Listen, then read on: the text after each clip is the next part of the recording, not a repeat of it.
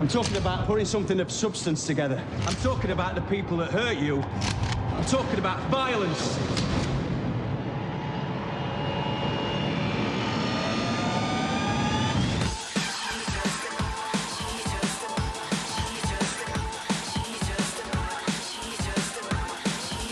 Cut! Wanna be fucking Liam Gallagher? Sam McCurdy, genius. I, genius. Yeah, of course she is.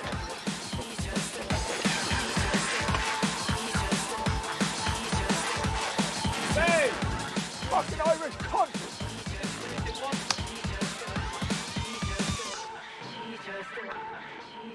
It's not an omen or anything, Outlaw, but I do think it's a forecast, possibly, of where we'll go in this country. A lawless Britain, a violent place. Give me the fucking keys! A world of happy slapping. You know, not a very nice place to live at the moment. The current situation in England, where the law doesn't seem to be set up to support people that have had crimes perpetrated against them. I don't think we're too far away from people actually saying, I'm not going to call the police because I don't believe they'll do anything about it. I don't believe in them. I'm going to call someone who I know can do something about it. A disparate bunch of characters that come together, like minds.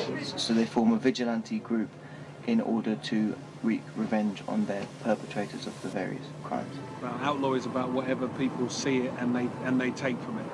To sum it up, it's about a group of men that wear balaclavas and they run about stabbing nunces. Men becoming more rounded as men by exploring their more masculine side. But you are more than willing and allowed to disagree with me and think that what I just said was bollocks. Fucking outlaws, what a load of old bollocks that is! It's a film. It's not a fucking bit of real life. I mean, it's a film. Yeah, sure, some of it's based on real stories and stuff, but it's got its own reality, the film. It's not supposed to be a documentary. But I do think that will start happening.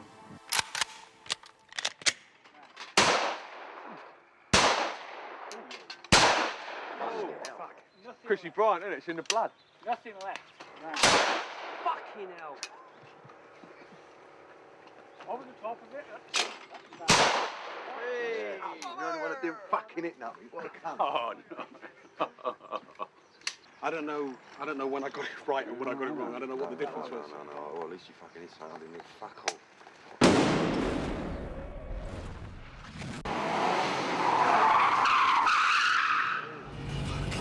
My character is I'm the lead. No, it's an ensemble piece. What it is, he's my fellow, he's jogged me up. I've tried to jump off the bridge and kill myself, it didn't work, so now I'm going to shoot you. What a mad film. Play a character called Gene Decker, who's a city boy, who's just like, I would say 80% of men who just don't like fighting. Money? What do you want, a bit of dough? You know, they'll do anything to avoid it. So my character's somebody that gets bullied a lot, and he gets bullied at work. He can't really protect his girlfriend, and he gets to a point where he's had enough, you know, and he wants to stand up for himself, and so he gets involved in the gang. You can't shoot me. I ain't fucking got it in you, Si. It takes a severe beating for me, my character, to start getting a bit of oomph about me. What's the matter with you? I'm so sorry. Don't go fucking driving at you, cunt! So from what I am at the beginning and what I am at the end are two totally different monsters. Hey.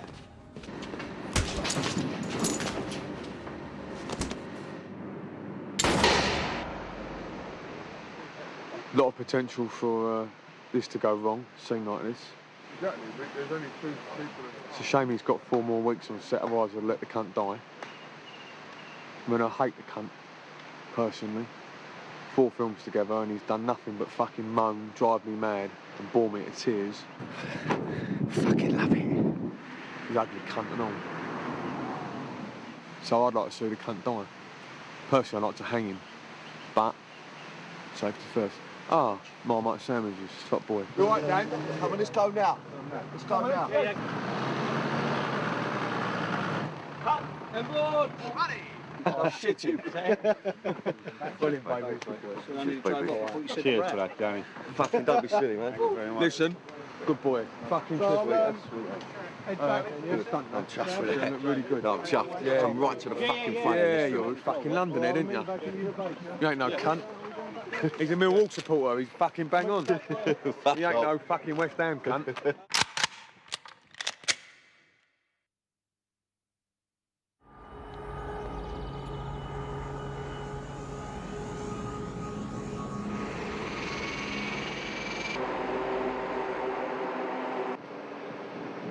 My name's Sean Bean. I play Bryant, who's a para returning from Iraq, who's pretty disillusioned and who feels like he's more at home in the war zone that he's just been in than his actual homeland. Hello, soldier.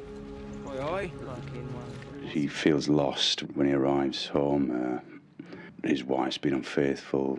He feels lonely and alienated and like a fish out of water, really. He doesn't really see what purpose he serves anymore. They played it really well and they acted it really well, and it's very fucking moving. No one can't Very stand the words realistic. you're saying, you fucking mug. Speak in English. I've got him on this side, I've got them on the other. Fucking hell.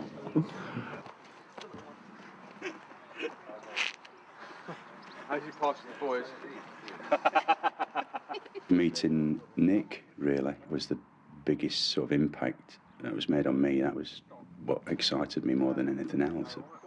His vision of the film and how he wanted to portray it, the character, the film, you know, the ideas he wanted to get across, and that's what impressed me and excited me. I mean, from that moment on, I didn't have any doubt whatsoever that I would be doing this film. I didn't tell him that at the time. We said, can we film it? And they said, who's in the film? He goes, Sean. He said, oh, man, it's Sean Bean. He said, well, you can fuck him for a tenner. Bring him round. You can fuck him, or can we film him if we let you fuck him? So there's a couple of places we're going to go to where you might have to just service a couple of people. It's funny. I'm playing someone who's had his face beaten in an attack and sort of drops out of life, loses all his confidence, and I was very interested in how that affects your entire sense of being. I want to go. It's okay. I don't want to be like this all my life. It was intriguing, the idea of what happens to you when people start to stare at you. Maybe you've been popular before, but people treat you differently.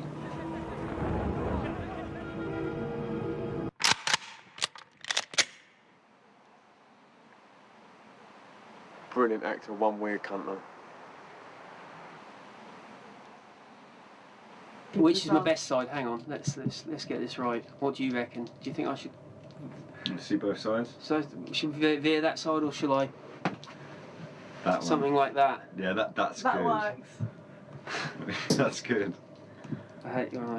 See, I can't do it. I actually can't do it. I can't because I'm embarrassed. Don't be embarrassed. No, You're it's just embarrassing. chatting to me about your film. I'm not. It's not my film, though, is it? It's Nick Love's film. It's Well, other Nick people's Love's film. I know, but you're in it. You're one of the stars of it. I'm not really, and I don't want you to use that word Okay, because I that won't. is really insulting. Why is that insulting? That's an insult. Why More- is that an insult? That's an insult. Why? Star. What? No. Well, the main character. Jobbing actor. Jobbing actor, but one of the main characters. Not really. One Not of really. Number 5 on the call sheet, if you think about it.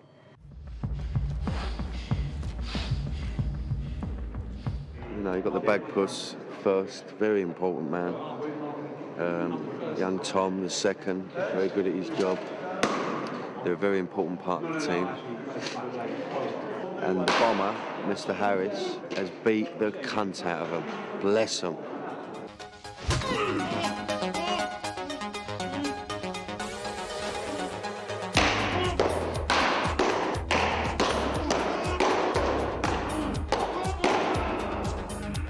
It's great to see Tom and Jamie getting shit kicked out of them.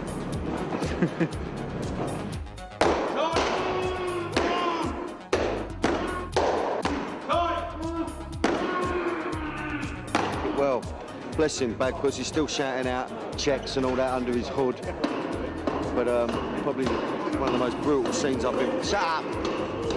Probably one of the most brutal scenes I've ever been part of. As much as I growl at him, he knows how to run a set, Bagpuss. But, you know, he done well in the scene at the end of the day, you know what I mean? He took it well, he took a fucking good dig around the nut. But that's commendable, isn't it? Get one man a canister of a fucking bomber, do you know what I mean? You call my mate a black cunt? You fucking mug. And a mate I'll bite your fucking nose off. Yeah, I'll fucking Five minutes, you all in. cunt. Probably the scene I'm most nervous about is in the fun pub where they decide to have a fight and they go outside. Because I know it's such a powerful moment for people, for human beings, you know, when they decide to turn around and just go, right, enough. Excuse me.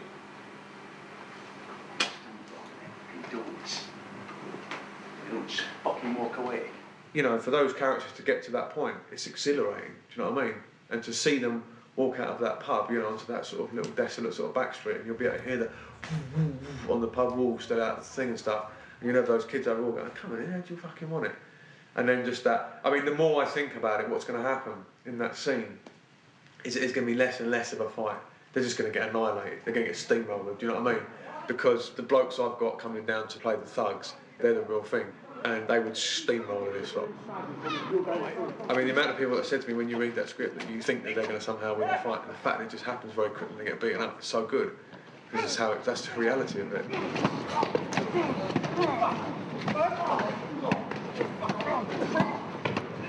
Well, I hate night shoots.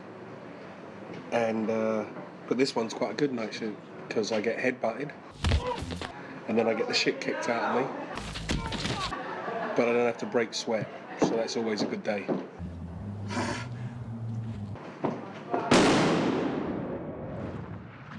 When we first meet Cedric, he's a success. He's a successful criminal barrister prosecuting a very high-profile trial at the Royal Courts of Justice.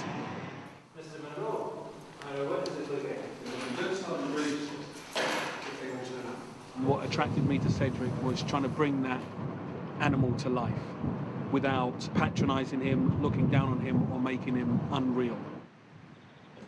I wanted to continually be reminded of who Cedric was and where he had come from, so that he didn't, you know, once he'd become an outlaw, he didn't just become the guy firing the guns or swinging the bat and all that kind of stuff. This is a man who, at no point in his whole existence, and it's true for some of the other characters, but at no point in his whole existence had ever contemplated being where he ends up being in the story of this film. And he's got great big bollocks. If you want to come up, your hands up, we can actually do the whole thing in one shot. We'll go back and do this quick. But keep your hands up, look around, bang, and just fall out of shot.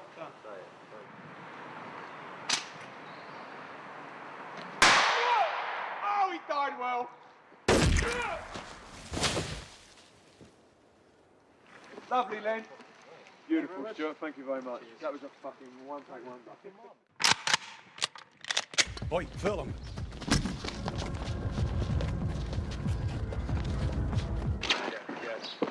Cut. Perfect. Size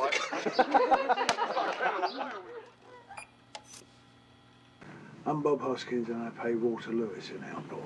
Well, he's a very ordinary man, really, but he's a very straight man. And he's an old-time policeman. And he's found by playing it straight, it's got him nowhere. He's just been forgotten by all these flash Harrys who are in the police force. What are you saying, Walter? Most police couldn't lie in bed straight. Yeah, and he's just been left behind. And he can't handle the corruption that's going on. And very much like a lot of people, I'm afraid. This sort of group of vigilantes get together and he decides to help them with information from within the police.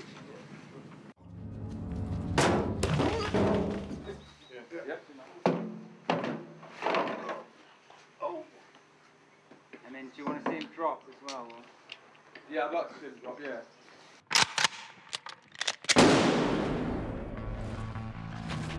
It's a lovely day. I had a migraine last night, but the storm's passed now, and I feel good.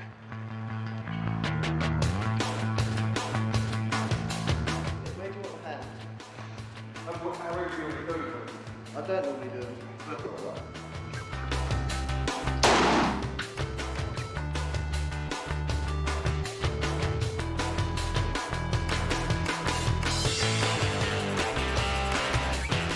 Fucking get down there.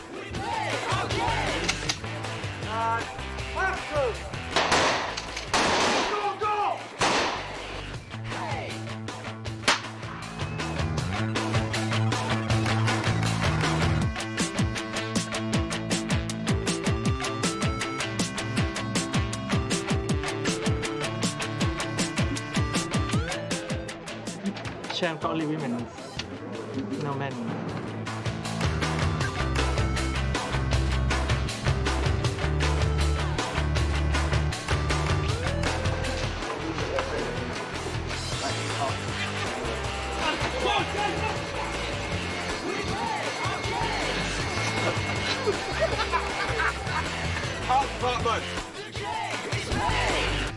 Lunchbacks, please. With a bit of luck, I'll end up in the gutter, drunk, someone pissing on my head, about 2:30, 3 o'clock at night. And I'm thinking, yeah, oh, fuck, that went in my eye, that bit. A little bit of acting there, you know, as he's pissing into my eye.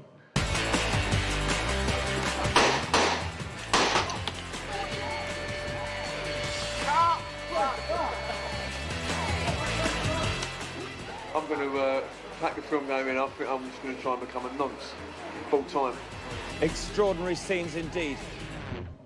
I think some of the greats have ended up in the gutter, having their eyes pissed on. Women or men, I don't mind who it is. Yeah, can you go? I need to do it from down here. It's just down this one a little bit, isn't it? Yeah. There, boom.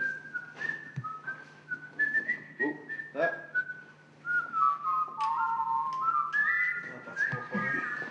Fucking Ireland. Hasn't got dialogues. No, I bluffed it, didn't I? I went in there, acted a little weird. Nick fell for it. That was it. Got the job the next day. Pulled the wool over his eyes. Not so smart, Mr. Nick Love. Where's the brick? I don't know, I haven't seen him. Oh. Fucked off. Oh, he's at Starbucks? Starbucks. No, he's gone for kebab down the Strand. Has he? Yeah. Such a lazy cunt. Lazy. You know, I think he's an extraordinary guy. I think he's a one-off. I can't imagine working with anyone like that again. I mean, I don't think any of us can. Oh, there he is. You had a good feed now, have you? Feeling okay? Filled your belly? No, he's very passionate about a lot of things. Like a lot of people, you know, he's sort of, yeah, he lets off now and again.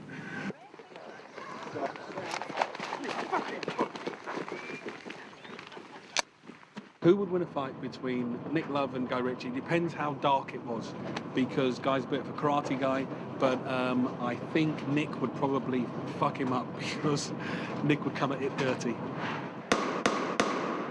Reminds me a bit of in the Victorian age, people used to go to madhouses and they used to stare at madmen through the bars for entertainment.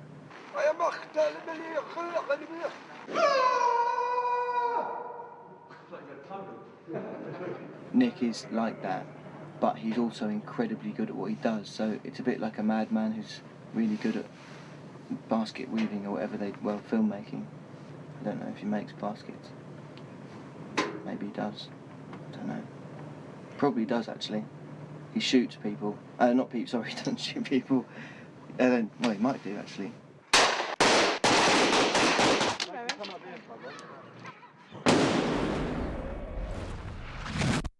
He's a pest. Can't wait to get a shot of him. He's a wanker, thinks he's a movie star, he's not, he's a bad telly actor. He's got about 4 caravans, right? He's got a chef, he's got three of his own personal chefs, and he's got a dog with him, not sort of tiny dog, it's like a mouse, and that's got its own chef and its own hairdresser. That's ridiculous. He was one cunt, if I'm being honest.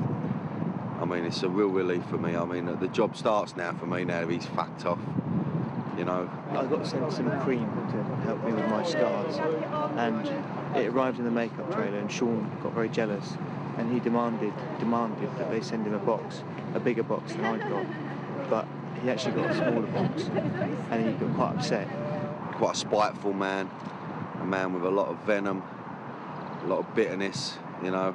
The thing about Sean Bean is he's supposed to be very strong, but he does a lot of crosswords, and I always have to finish them for him because he's not as clever as me. And the other thing, he has to have his pies sent in all the time. That's because he's from the north.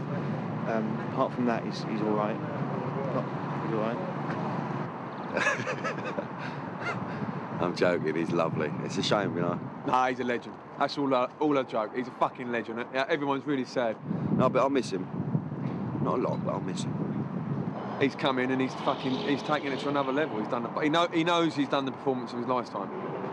That's why he's been in work every day, right as rain, doesn't give a fuck, never asks for anything, do you know what I mean? Happy to just to fucking muck him with everybody else and get on with the job. Because he's playing a good character and he's done it really well. He's excelled himself. Sharp, what's that all about? Just having a fantastic time, and it's been a real joy to work with you all, and it's real. Can you say that again in English? I'll miss it a lot. Yeah, thanks a lot, guys. Good boy. Top man. Very Yeah, it's quite strange, really, because this time next week I'll probably be in Texas, in the desert or something, and so can't get my head around it at the moment, but it's bittersweet sort of feeling. All right, we've got more to shoot, so fuck on. Good stuff. Great memories. Cut. We've cut. And that is a wrap. Yes, rap. Fucking hell, mad. Good buzz. How's the whole thing going? It's been really good. I got to say, I'm buzzing. It's been really, really. I feel quite emotional actually. You know, the last film, you know, The Business. I was just so glad to get away from it. Do you know what I mean? I don't know what happened to me there, but I just had such a ball doing this. You know, what a fucking great bunch of people. And I am pleased to finish, but I am also sad. You know, and it's nice to have that feeling. Do you know what I mean? It's really nice to have that feeling. So. I mean, it's different for me, you know, they're emotional, but I've got the edit to go straight into, you know, I've only started the job really, I've only done a third of it now, so I've got a long way to go, but it's great. You marrying that person? Yeah, you should have said it for me. Can't shoot me. You are? What are you saying? How long have you got to go? I've got a secret you and What do you really know about marrying? What I want, Sam, I want to be remembered. They tried to kill me. I know a man who can help me. Helping you help me. Thank you for seeing What are you doing here? I want to learn how to fight back. Stand with me. Where's Danny Bryan? Find him. I'm here to help you. Terry Manning. What do I fucking do? Get on the fucking corner! The man's called Ferg. This is murder. You got it in you. You ain't got Fucking the one of you. bollocks, son. We're in central London. Saw images for the very first test screening of Outlaw. But it is fucking nerve-wracking, I'll tell you that. Horrible, because, you know, the film's cut, but it's not. It's in a very intermediate stage, so you're showing people that aren't used to seeing intermediate films. They're used to going watching films in cinema in their best possible condition. You're showing them something that's far from that, basically. And of course, you know, what they say, what they write on their little fucking scorecards makes a difference. So what happens with the scorecards after? I can eat them.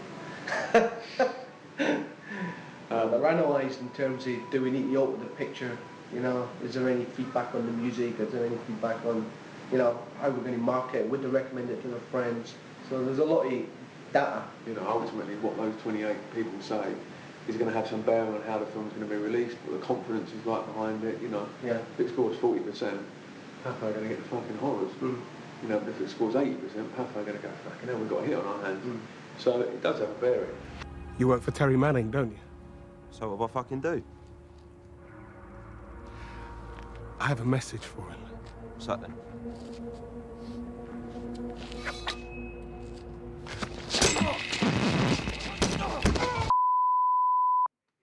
Well, it broke halfway through, so that's fucking the film business for you, ain't it?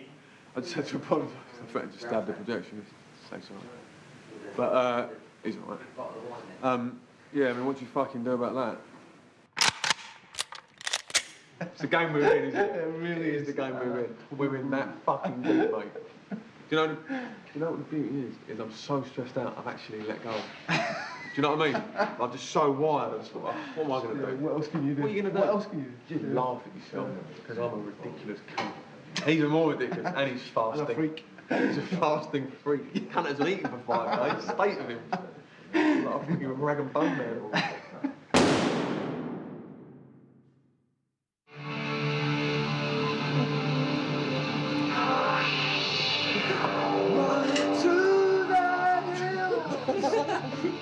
Sound mixing, inch by inch, sort of clawing your way through the film, correcting all the sounds, pretty intense experience. I mean, literally, I feel like I can come out of a trench. Oh, yeah, you need a bit of a fade on the end of that. I hate to be the one to tell you. Can't stop taking the piss out of them about the fucking war, that's the problem. They hate it. German cunts. They hate it because they're proud people, but yet we fucking annihilated them. Anyway, that's another film. But it sounds fucking great. To the sound mix and the sound editor, they're fantastic, really nice people, and they're great because they're very strong-willed, and it's been brilliant because we've been locking horns all the way through the mix, and it's been really annoying at times, and I actually did have to offer one of them out, but he shit himself. But it's been really good because they're really passionate, they really care, so it's been great. It was a homage to Jean Vigo. Yeah. To Zero de Conduit and L'Atalante, so they're more my references really than Michael Mann. Okay. I just felt really exhilarated watching it there with all the sound fully mixed and the gunfights, and it just sounds like a movie for the first time, do you know what I mean? So yeah, no, it's fucking great, man. Nice film. I'd say it sounds alright. Don't know if the film's any good, but it sounds alright. But if you want to spend the rest of your lives getting bullied and raped by cunts like Blair, and having paedophiles wander their fucking playgrounds while you smile mutely and pay your fucking taxes, and get out the door. You know, I said some quite sort of militant things in the interview, and I got a bit worried after, because I thought, oh, fucking hell, they're going to make me out to be sort of fascist or something. But it was quite sort of watered down, the interview, which I was sort of pleased about, you know. But I mean, it's true, you know. Well, what can you say? It's true, all that stuff about crime and about, you know, all that game. People will eventually, if they're getting, like, everything is suppressing the people, they're getting taxed out of their, you know, everything they do, they're getting fined, they're getting punished, they're getting pushed into numbers. The only people who've got any freedom in this society are criminals.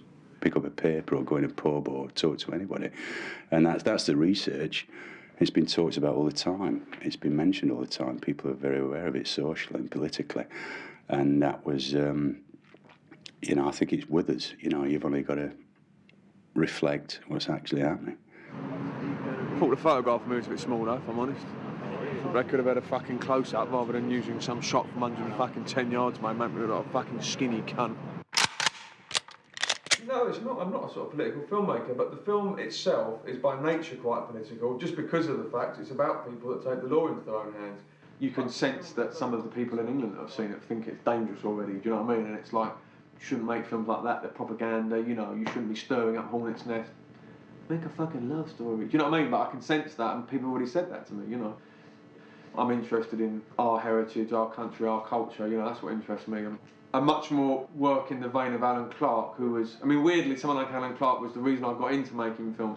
Then in my 20s, I veered away from him. I sort of became inspired by people like Scorsese and Michael Mann and Peckinpah and Leone and all the kind of great American filmmakers. You know, I got really inspired by them. But as I've become more my own person, more my own filmmaker, I've almost gone back to Alan Clark in the sense of he was the real deal. You know, he didn't give a fuck.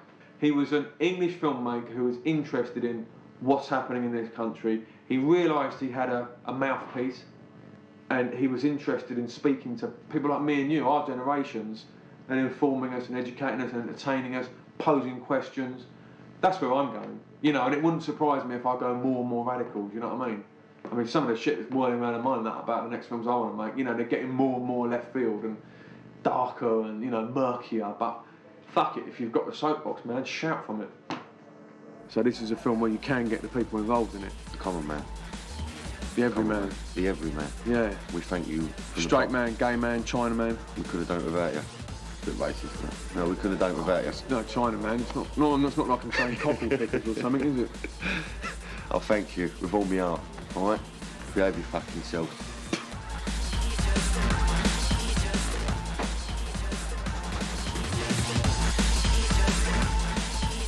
Go on, get behind him, thing, you fucking nail bomber.